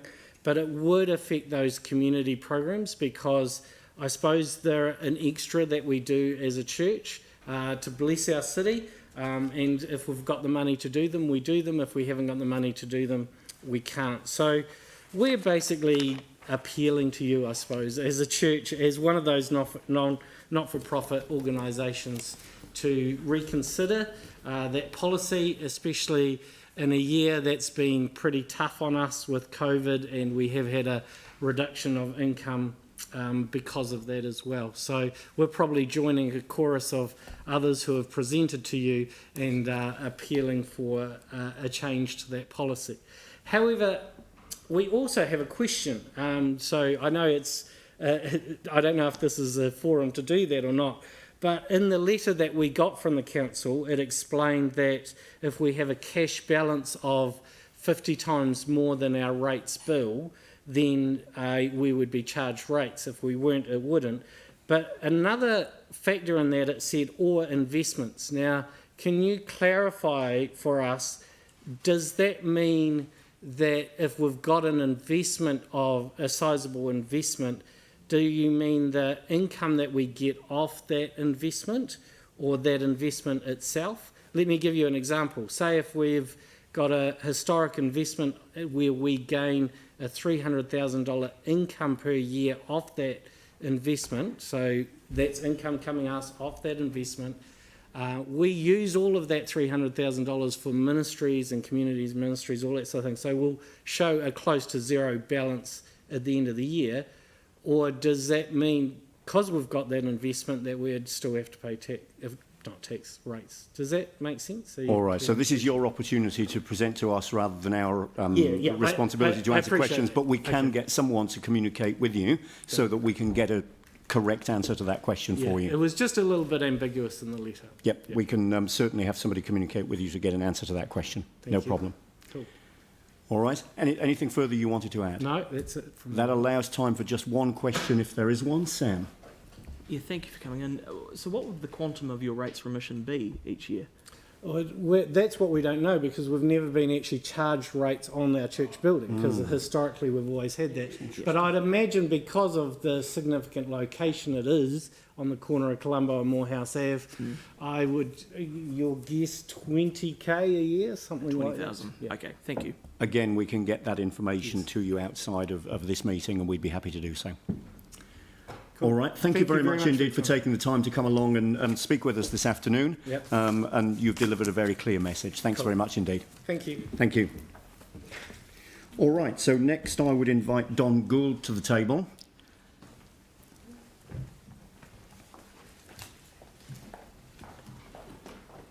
So Don, welcome. Good to have you with us. Now, you've got 3 different submissions on our agenda this afternoon. 2 of which are on behalf of organisations, 1 of which is an individual submission. That gives you a total of 13 minutes. So rather than breaking them down into each individual submission, I'll leave it to you to manage the 13 minutes that you've got on our agenda.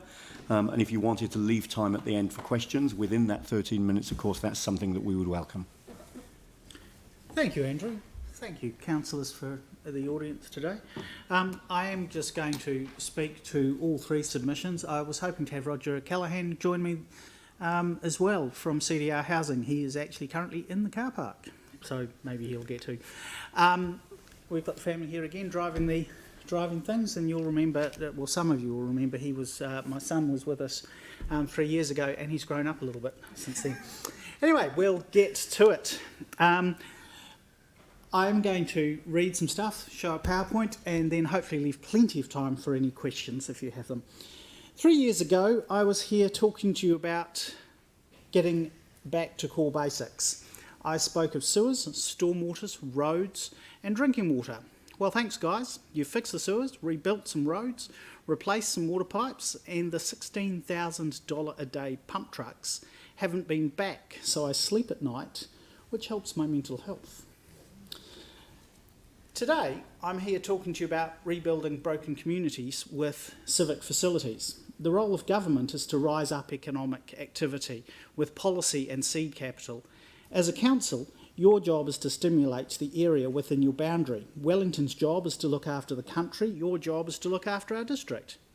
My wife wants a new library with learning spaces at 10 Shirley Road. Me, I want $60 million of economic activity in my suburb and $500 million spent on social housing. You did so well with the core basics that I thought we'd think a little bit bigger this time. I'm going to take my personal submission on social housing as read. Having read my personal ordeal with tenants who suffer from serious meth addiction and mental health issues, I trust you will understand that I'm not insane. I actually have good reason to want some social issues attended to.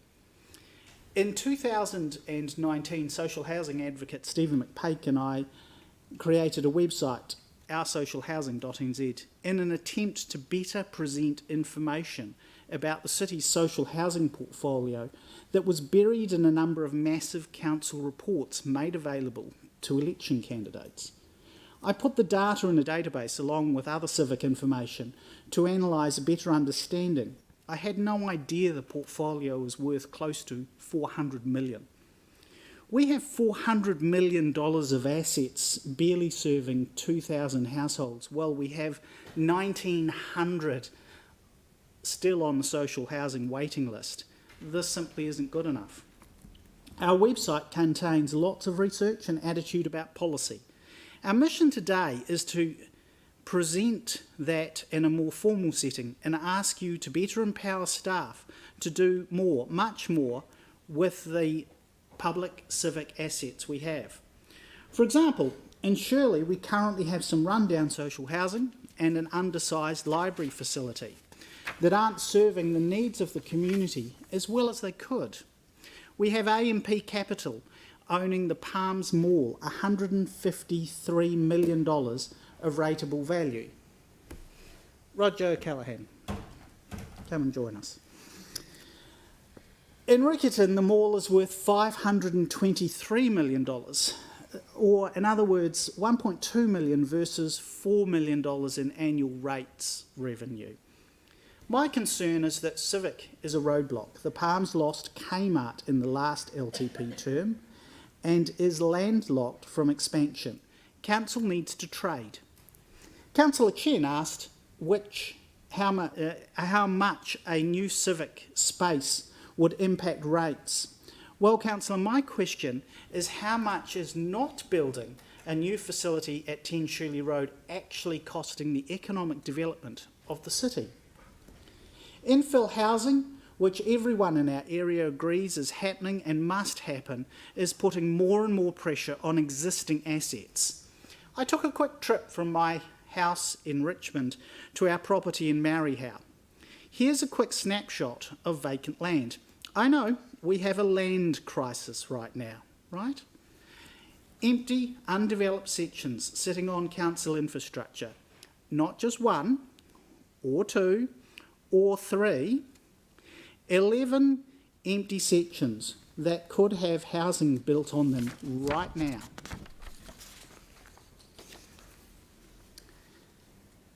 This section has enough space for 30 tiny homes or 15 regular units. It could be housing 30 people. This isn't civic land. We need council to network and make housing development happen. I've just spent the last 6 months helping to get Rhombus up and running, a newly restored public facility in Mariehow. It's already booked out. Richmond Workingmen's Club has opened since I was last here. The public are excited about how much that is cranking. Delta Trust has completed its new facilities. Lions have moved a prefab from St Albans to Mariehow next to Rhombus. It's doing stuff every night of the week. The lights are on at Shirley Primary School most nights. Churches have relocated to Shirley Intermediate. Infill housing is bringing more people into our suburb and it's filling up, and we still need more. Our community needs jobs, and construction delivers and stimulates jobs. We are here to help you. As you know, I'm a computer programmer, though I spend more of my time working in light construction at present. When I'm not sitting in council meetings trying to better understand how we can do more to fix some of our social issues. Not everyone wants to work on the same team. In the past week, a new incorporated society has risen up, Shirley Road Central, because local leadership is needed and not everyone wants to ride in the same walker. Our social housing is incorporating because we're going to take a more formal approach to pushing social housing issues. Roger O'Callaghan and Cameron Parsons have joined me to create Cdr Housing Group, a private development company, trust and charity. We've been putting the frameworks in place to empower council to better engage with us and add more transport to the challenges that face us. We know that staff want $200 million more to address social housing. It's simply not enough. We all know that the housing market is currently a runaway train, losing carriages along the way and in some cases costing lives. In our written submissions, we have given you words to empower you with a call to action. Your focus on core business was great. Now we have to help people with civic facilities, libraries and housing. I'm happy to take questions. Thank you very much indeed. Are there any questions? Aaron. Thank you, Don, for all the work, effort you've put into this. We've had a lot of people during this plan because we're doing submissions on climate change, but a lot of other people mention climate change, and it's a crisis and it's the biggest problem facing the world. But you're so focused on housing. How do you rate the two and stack them up against each other? Or do they sit together? Aaron, of course they sit together.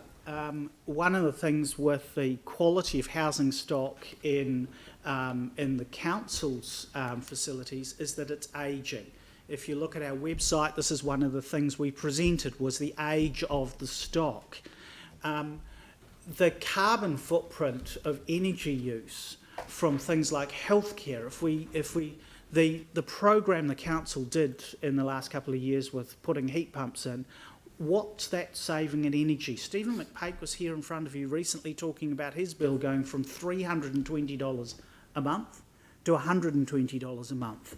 So what does that mean about carbon impact? We have to keep rising up the quality of our housing. We've also got a growing population. We've got too many people trying to live in the same house. I've been reading on Facebook, following people saying, Housing New Zealand, any chance, how do I get transferred to a bigger house? I've got my family of 5 plus my mother and 2 others, a total of 8 living in 3 bedrooms. How many of you have 8 people in 3 bedrooms?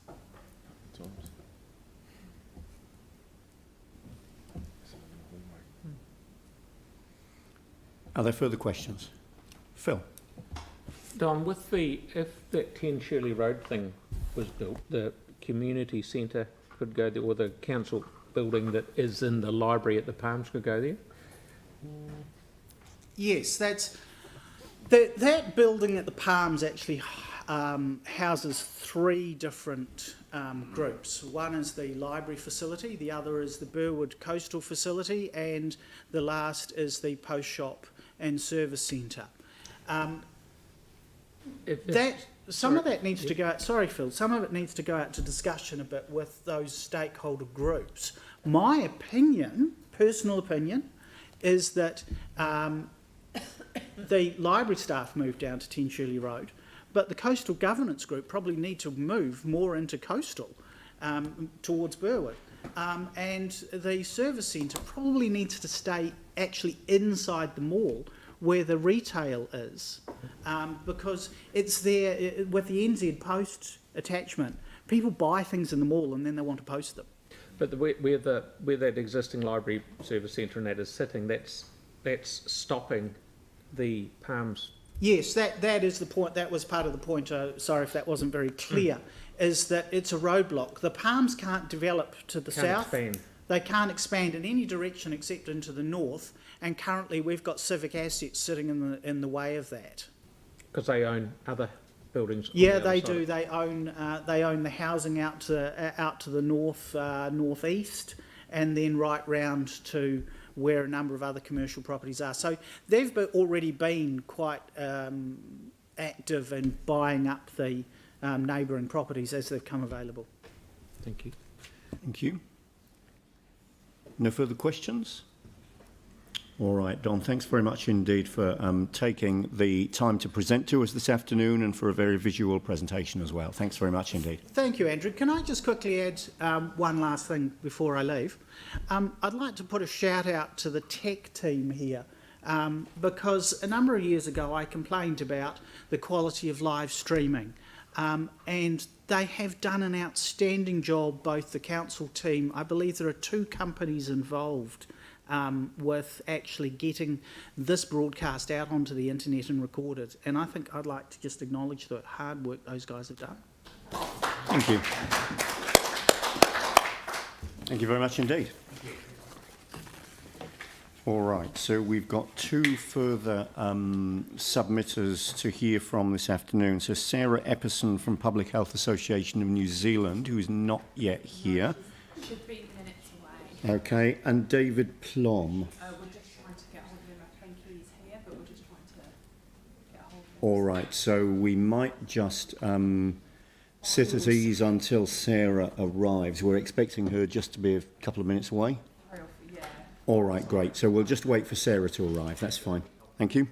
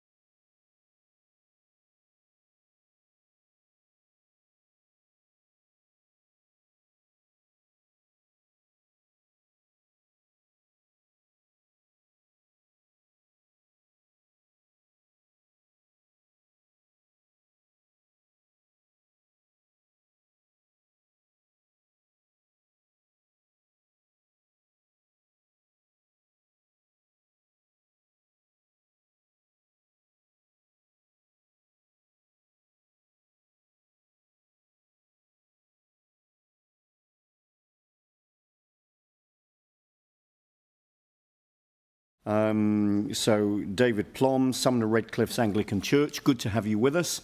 Thanks very much indeed for joining us this afternoon. You've got 5 minutes to present your submission today. Thank you very much, Deputy Mayor. I have brought with me, and I'd like to introduce the Reverend Dr. Thomas Brower, who is the Vicar of Sumner Redcliffe's Anglican Parish. My name is David Plom, and yes, I am wearing my Christchurch City Council staff ID badge, but today I address you as a private citizen. I'm a ratepayer and a resident of Sumner. I'm a volunteer at Sumner Redcliffe's Anglican Parish, and as I say, with me today is our vicar. Our parish is extremely grateful for the support we receive from council and ratepayers in the form of rates remissions. It's always been a challenge operating a community-based charity providing significant public good, and it's even more so in these difficult times. Yes, we are suffering financially due to COVID, but we in Sumner have not yet gotten over the earthquakes. As a local social services provider, we are often first on the scene during relational, mental and physical crises, and our staff and volunteers are in high and constant demand. Whilst there may be a perception Sumner and Redcliffe's are wealthy suburbs, the simple fact is there are high rates of family breakdown and youth suicide throughout Christchurch. For us, the existing rates remission is critical to many of our community initiatives providing significant public good. My written submission has a list of our community initiatives, but I shall emphasise only two. One, Light Switch is a mental health counselling program for children at Redcliffe's primary school. Light Switch has been set up to be a top-of-the-cliff response addressing youth suicide. 5 years ago, I assisted police searching for a missing person. The eldest daughter of a friend was found at the bottom of the cliff at Whitewash Head. Local people are often first on the scene.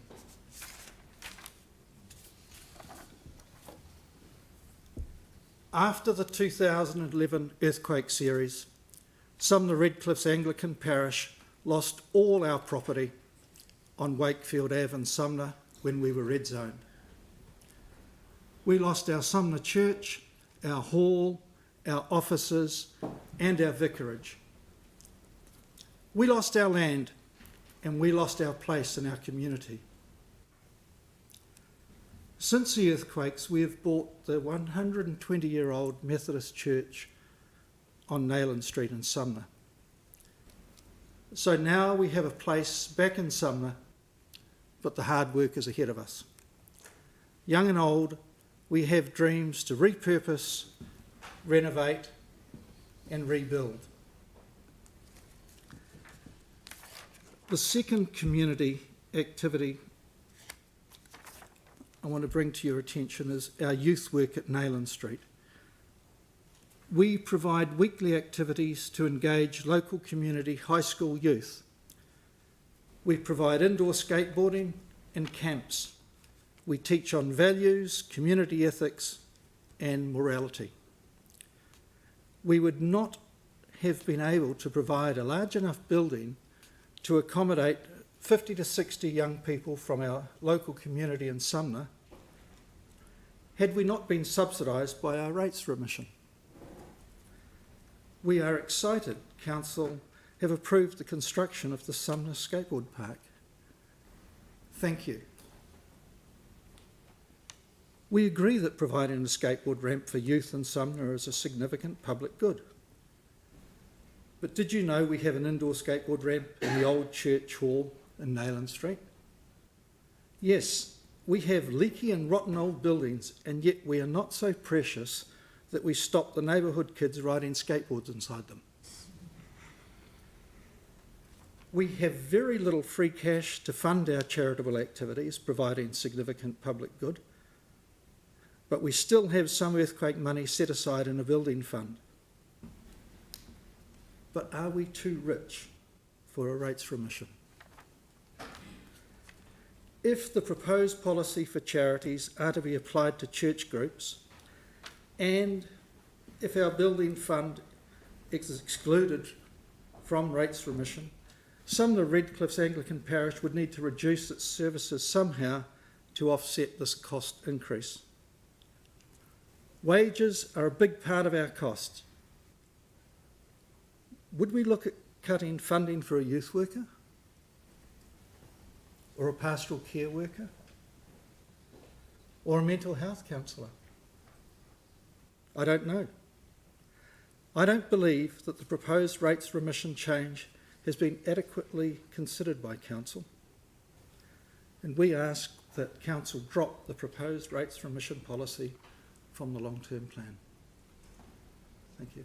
Thank you very much indeed for coming along this afternoon to deliver that message. You're one of a number of submitters representing a number of groups that have come along and told us the same or very similar things through their submissions. So you're certainly not alone in making the point that you've made well this afternoon. So thank you.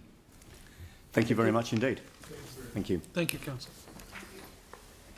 So now we come to our final submitter of the afternoon, Sarah Epperson, on behalf of the Public Health Association of New Zealand. Sarah, good to see you.